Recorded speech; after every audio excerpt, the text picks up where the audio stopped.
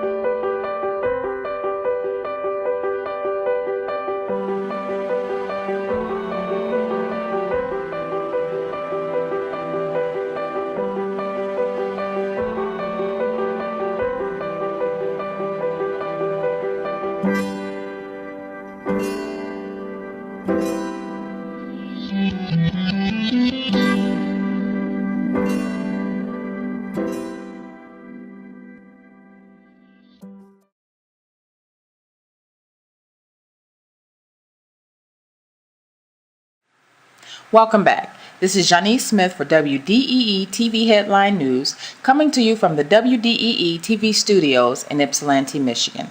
Our next story today comes from the Dexter Leader. No writer byline was given. The annual fundraiser for the Dexter Community Orchestra, a musical taste of Dexter, will take place from 2 to 6 p.m. Sunday, September 21st, at the Dexter Knights of Columbus Hall on Dexter Chelsea Road.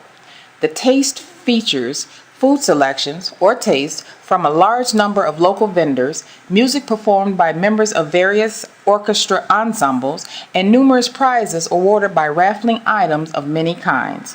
Tickets for a musical taste of Dexter are $7, with children 10 and younger admitted for free. Tickets purchased in advance include 4 free taste tickets. Additional taste tickets are available for $1.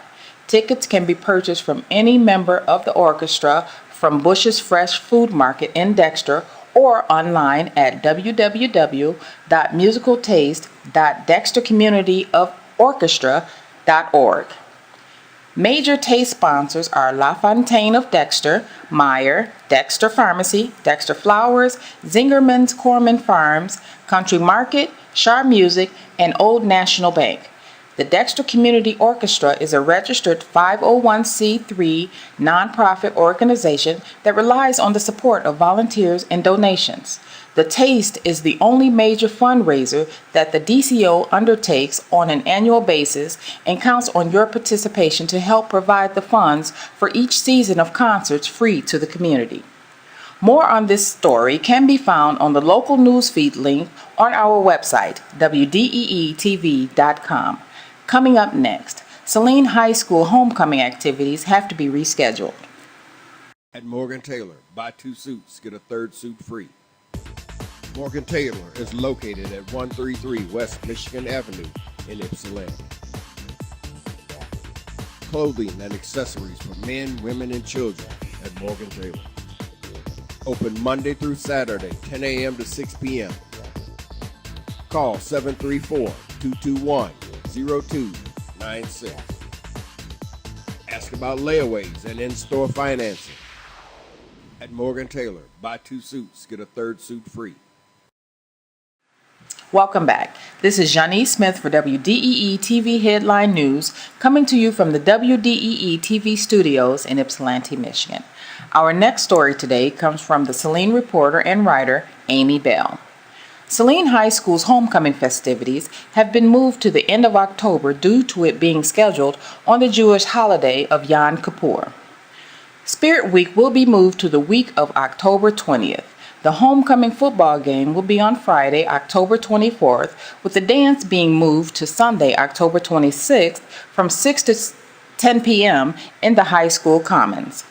A notice was sent Saturday, September 13th, from the Saline High School Homecoming Committee to the Saline High School families to announce the changes. According to the notice, the dates chosen presented the least number of conflicts and will still allow the greatest number of students to attend. In addition, having a homecoming dance on a Sunday is not unprecedented, as other schools host the dance on a Sunday. Students and staff members addressed the board at the September 9th Saline Area Schools Board of Education meeting about the homecoming football game and dance being scheduled on October 3rd and 4th, respectively, which falls on the holiday. This would have prevented several students and staff members from participating in the events, which many view as an important part of student life. Due to scheduling conflicts, it is necessary to change our homecoming date. We considered each potential homecoming week possible during the months of September and October and found that none were perfect, read the notice. Concerns were raised about the overall message it is sending Saline families when school events are scheduled on religious holidays. More on this story can be found on the local newsfeed link on our website, WDEETV.com. Coming up next, the Gandy brothers will serve as Grand Marshals.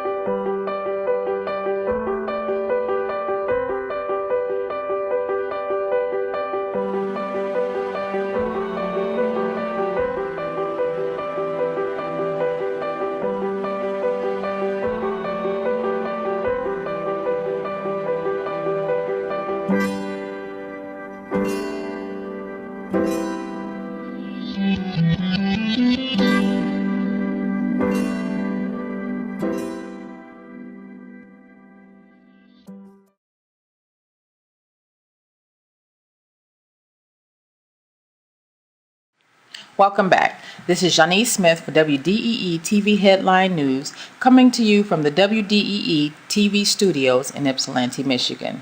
Our final story today comes from the Milan news leader and writer Joyce Irvin.